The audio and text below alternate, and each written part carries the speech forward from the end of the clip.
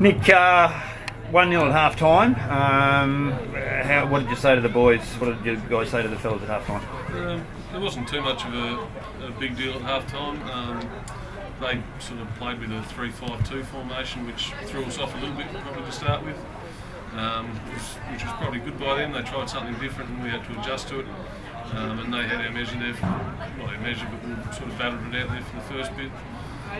Obviously managed to get the goal through a bit of hustle and bustle from Miles Barnard, and went in fairly confident. It was just more of a refocus, I think, than anything.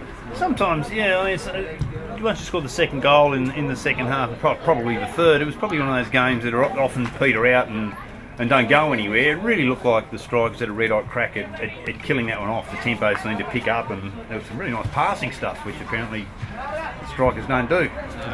Seemed to be a bit of that as well. Yeah, if you stood next to Savile in the second half, it was press, and we just kept pressing, and they didn't really trouble us in the second half, and we started to win the ball back in some dangerous areas, and then we had the ability to be able to play it around a little bit.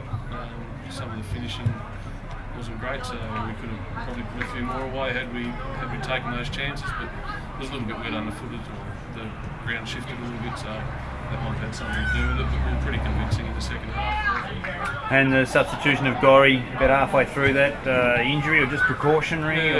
Not in. He's had an injury, and it's more give him a little bit of a rest while we could. So he's been carrying an injury, so we just gave him a little bit of a rest. The rest of the boys seem to be pulling up pretty well. Nothing else to report. No. Joel's pride was a little bit hurt with the 2 nutmegs that he after he came on. He got nutmegged a couple of times, so he's probably a bit down in the dumps. But he might be one of those.